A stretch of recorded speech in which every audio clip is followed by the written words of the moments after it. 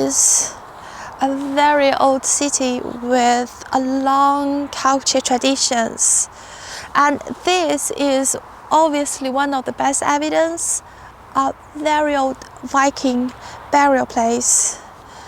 And people have been living here and weaved their own tapestry of the idea of good and bad. Iron, forest, fish, and the meeting of waterways helped Gefle flourish, a town that became the oldest and only medieval city in all of northern Sweden, granted its royal charter by King Christopher of Bavaria in 1446. Gefle grew from a modest village into one of Sweden's prominent cities, though much of its early history was later lost to fire. Yet amongst the memories that endured was a darker chapter from the era of witch trials following the Protestant Reformation, when fear and hysteria gripped the town. Within only a few months, several people of all ages were executed on charges of witchcraft, condemned by a hysterical crowd. The accusations stemmed largely from the testimony of a young boy, a tragic figure likely haunted by visions he could not understand or get rid of. In the middle of the 17th century, the witch hunting was a big deal here in Gefle. Why did witch hunting reach its height at that time? Although Swedes had long ago abandoned ancient Viking religion, traces of Norse belief and social structure still shaped how people understood magic, gender, and spiritual power. In the Old Norse world, magic was linked to prophecy, healing, and the shaping of fate, but also to deceit and manipulation. Knowledge of herbs, midwifery, and weather magic formed the backbone of daily life, and the wise woman or healer was a respected figure in Viking society. For strictly Lutheran people, however, such ideas could not be tolerated. The Old Norse believed that the world was alive with spirit, where night flights, shape-shifting, and journeys of the soul were possible, was now seen as the work of demons and devils. The Swedish witch hunts, known as the Great Noise, had a character of their own. Many of the accused women were said to have flown with young children on broomsticks to the devil's Sabbath. There, they were believed to meet the devil, described much like Dante's image of Lucifer, where all Christian virtues were thought to lose their power. The accused were charged with submitting to the devil's will and taking part in shameful rituals that no respectable Christian would ever speak of. Most accusations came from small rural communities, where envy, personal disputes, and grief could easily turn into suspicions of witchcraft. Children claimed they had been taken by the accused to the devil's feast. And since children were seen as innocent and honest, their stories were accepted without question. The courts and clergy carried out hundreds of interrogations, often using fear and intimidation to force confessions from the accused men and women. This is a magical place, the place between freedom, da-da-da, and incarceration. For many of us, it is a mysterious place because hopefully we will never have to experience the feeling of incarceration. However, for somebody who have to been through this despite they never have done something which is illegal, it must be the most horrifying feeling in the world. The young boy who had accused his mother of being a witch and joining the devil on the Sabbath mountain later confessed that he had lied.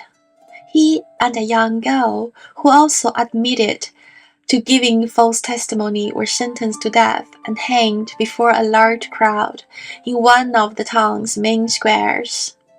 The boy was despised by everyone, condemned both by the community and by his own family members.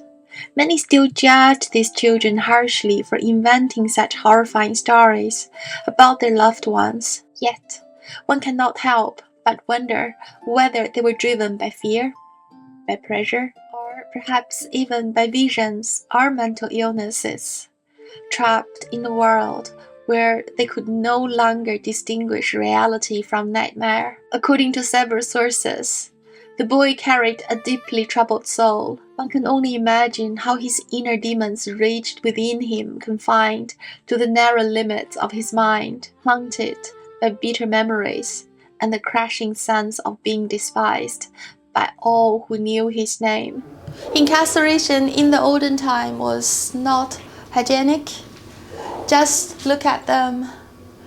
Diseases spread like fire. I just wonder how often they had their own moment to do their private things, or if they ever have a chance to reflect. Before people took their life away in the most gruesome way, they probably spent days, weeks, or months in such a small cell and waiting for their bloody end.